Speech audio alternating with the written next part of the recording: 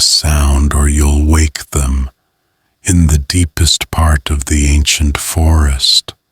The flickering candlelight illuminates the faded pages of a story. Hedgehog still sits and tells the stories that people dare not tell before.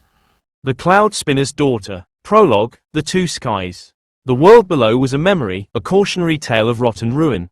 They called it the Mire, a toxic, fog-shrouded wasteland where nothing pure could survive. Humanity's salvation was the Sky Cities, magnificent metropolises of spun crystal and solidified cloud, floating serenely in the endless blue, bathed in perpetual sunlight. They were realms of elegance, music, and impossible beauty, sustained by a single, sacred resource, ether. Ether was the breath of the sky, a shimmering, gaseous magic harvested by the Cloud-Spinners, the lowest and most essential class in the celestial society. While the Aethel-born, the sky aristocracy, enjoyed lives of leisure and art in their gleaming spires, the Cloud-Spinners lived on the underbellies of the cities, suspended in wicker baskets and precarious platforms, their bodies tethered to the void as they wove the very stuff that kept their world afloat. The most magnificent of these cities was Aethelgard, ruled by the serene and seemingly ageless Lord Theron. He was the architect of their paradise, the man who had, generations ago, perfected the art of cloud spinning. In Aethelgard, the Aethel-born believed their perfect world was a testament to their own purity and brilliance. They never looked down. To look down was to acknowledge the mire, and the grimy, necessary labor that kept it at bay.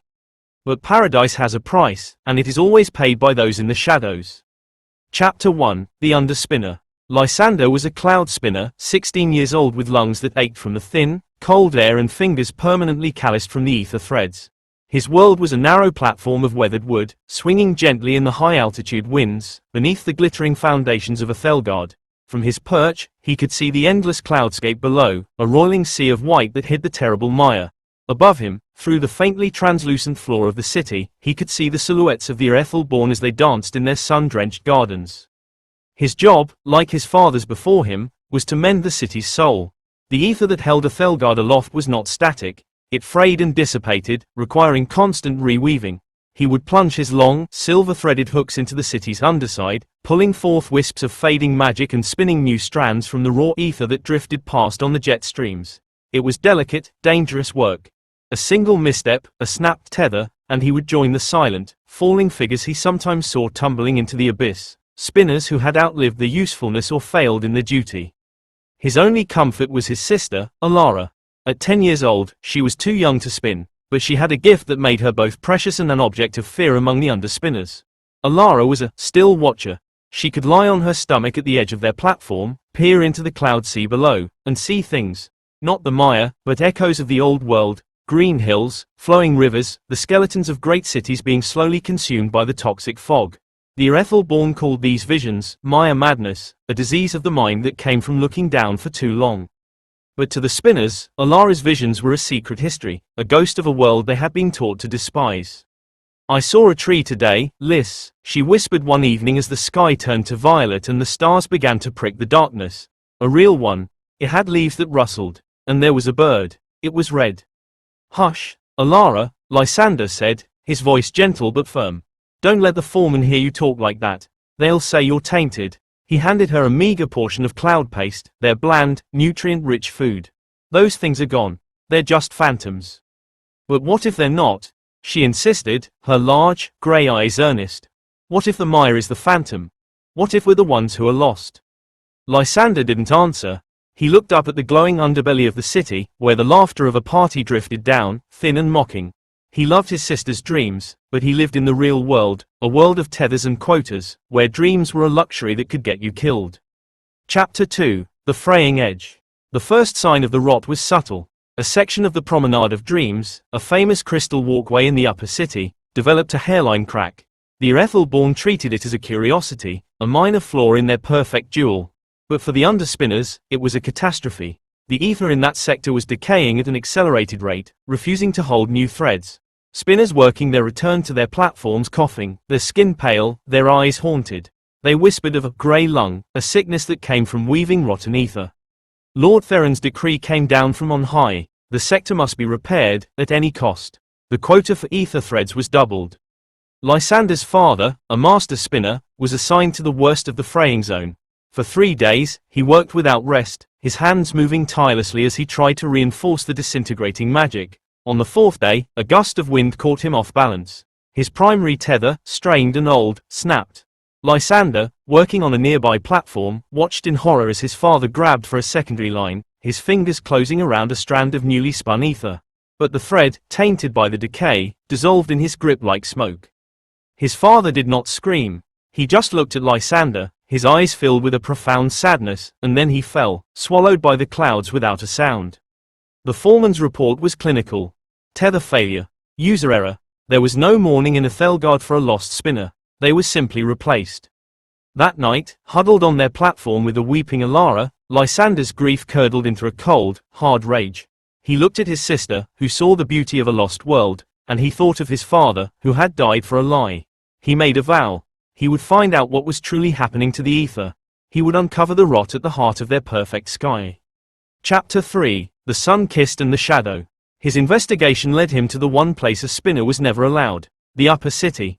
Using his knowledge of the support structures and maintenance conduits, he navigated the labyrinthine undercroft of Aethelgard, finally emerging through a forgotten grating into the Sun Square. The world above was a sensory assault. The air was thick and sweet with the scent of blooming star flowers. The light was warm and golden, not the harsh, reflected glare of the underside. The Aethel-born moved with a languid grace, their clothes flowing silks and shimmering gossamer, their laughter like wind chimes. They were beautiful, ethereal, and utterly oblivious. To them, the hum of the city was the music of the spheres, not the groan of overstressed ether. He was nearly caught immediately, his grimy, practical clothing marking him as a grotesque intrusion. He ducked into an alley, his heart hammering. As he caught his breath, he heard a voice. "You're not supposed to be here." He turned. A girl, around his age, stood there. She had hair the color of sunlight and eyes like the summer sky. She was dressed in a simple but exquisite gown of white and gold. She wasn't afraid of him, she was curious. I'm lost," Lysander stammered. "You're an under-spinner," she stated, not unkindly. "I've never seen one up close before. My name is Isolde." Lysander knew that name. Lady Isolde, daughter of Lord Theron. Panic seized him. He was speaking to the architect's daughter. If she raised the alarm, he would be cast out for certain. But Isolde just smiled. "Don't worry. Your secret is safe with me. I've always wondered what it's like, down there. Father says you are the foundation of our world, that your sacrifice is what keeps us pure." Her words, meant to be comforting, felt like a slap. "Sacrifice," she said it so lightly. "It is windy," Lysander said carefully. A shout echoed from the square. "Guards!" Isolde's eyes widened. "You have to go. But, meet me tomorrow. At the old observatory, at twilight. I want to hear more." She pushed a small, warm pastry into his hand and then disappeared around the corner.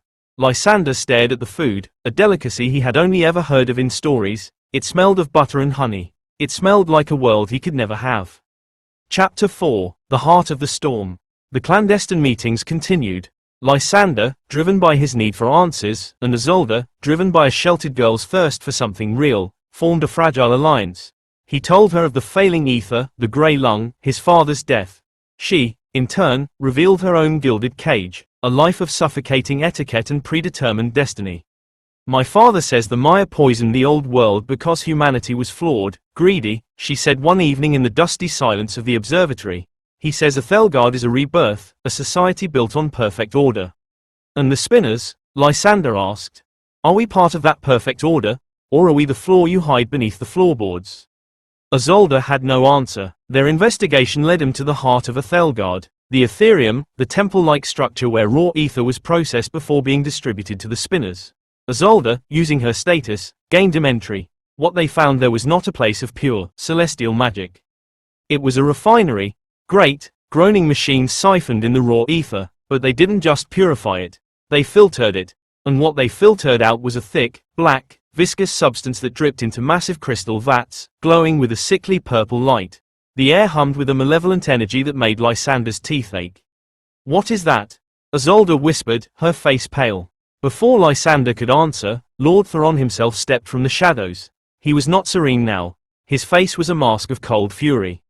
"The cost of purity, my dear," Theron said, his voice echoing in the cavernous chamber. "You were never meant to see this. The ether is not pure. It is tainted, like everything else. It carries the echo of the Mire, the despair, the rage, the entropy of the world we left behind. My machines do not just harvest ether. They extract its shadow. We call it the dregs. He gestured to the black substance. The glorious light of Aethelgard is born from this concentrated despair. The spinners weave the light, but they also, inevitably, absorb the residual shadow. That is the grey lung.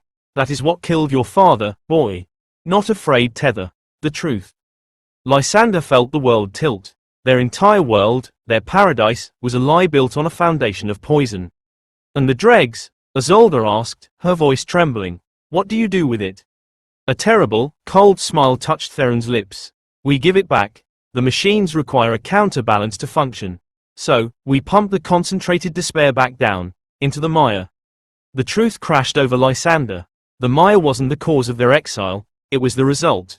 The sky cities were not escaping the poison. They were creating it, refining it, and dumping the waste on the world below. The toxic wasteland was their landfill. You're not preserving humanity, Lysander breathed. You're feeding on it. Chapter 5, The Fall. Theron's guards seized them. Lysander was thrown into a cell in the Undercroft, a dark hole overlooking the endless drop. Isolde was placed under house arrest, her idealism shattered. As Lysander sat in the darkness, he thought of Elara's visions. She didn't see phantoms. She saw the truth, glimpses of a world that was still fighting to live, buried under the accumulated despair of the sky cities. The red bird was real. The tree was real. They were down there, struggling to survive under the poison Aethelgard was dumping on them. He also realized the terrible fate awaiting him. He knew too much. He would be cast out, a euphemism for being thrown over the side, his body adding to the toxicity of the mire. But Theron had made a mistake. He had imprisoned the Cloud-Spinner in a cell made of ether-reinforced crystal, and Lysander knew how to unweave. Working blindly in the dark, his fingers tracing the familiar patterns of the city's core material, he found a weak point.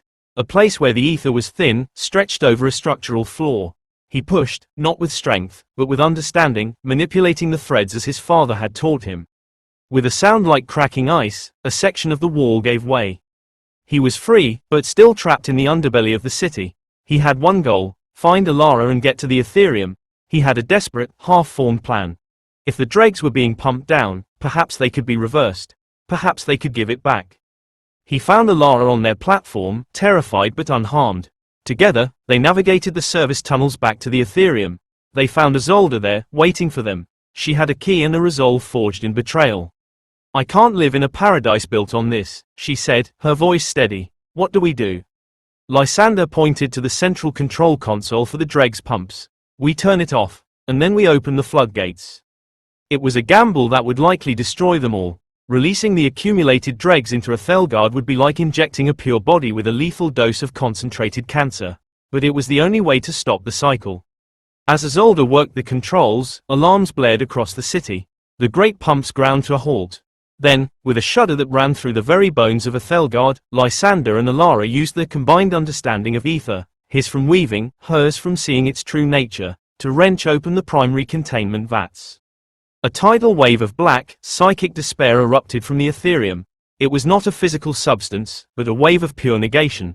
It washed through the gleaming spires, and where it touched, the perfect world frayed. Crystal turned dull.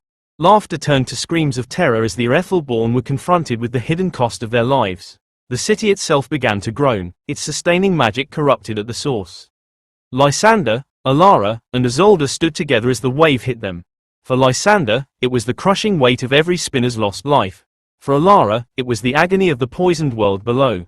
For Isolde, it was the shame of her inherited sin. The beautiful lie of Aethelgard was collapsing around them. Epilogue, the Great Rain. Aethelgard did not fall. It changed. The release of the dregs was a catastrophic purge, not a destruction. The wave of despair washed through the city and then, having nowhere else to go, dissipated into the sky. The perfect, static order was broken. The city lost altitude, sinking until it settled just above the cloud layer, its spires now wreathed in mist, its crystals stained with the truth. Many Aethel-born did not survive the shock. Lord Theron, facing the ruin of his life's work, walked calmly off the edge of his own promenade. But others, like Isolde, adapted. The rigid class system shattered. The spinners were no longer beneath the city. They were its heart, the only ones who knew how to keep its wounded shell aloft. They taught the Aethel-born how to work, how to mend, how to feel the wind without fear. And then, a miracle. A few days after the Great Purge, it began to rain. But it was not water. It was a gentle, cleansing shower of liquid light, the purified ether, no longer filtered, no longer poisoned. It fell from Aethelgard onto the mire below. Elara, standing at the new, lower edge of the city, peered down. The toxic fog began to thin. The grey wasteland showed patches of color. The phantoms of her visions were becoming real. It was not an easy new world. It was a difficult, honest one. The Sky City was now a bridge, not a barrier. They would spend generations undoing the damage they had caused, slowly, carefully, helping the world below heal. Lysander became the chief cloud spinner, not of a perfect paradise, but of a hopeful, broken world. Isolde became its chronicler, recording their sins and their progress with unflinching honesty. And Elara, the still watcher, finally had a true world to watch, a world greening under the gentle, healing rain from the sky she had helped to save. They had traded a beautiful lie for a painful, difficult, and beautiful truth. And for the first time, looking at the struggling, vibrant world below, they felt they were finally home. If you feel a chill down your spine, don't worry. They're just standing behind you, listening with you. Thank you for daring to enter the world of fairy tales of Nim. We'll see you again next night, if you're still around.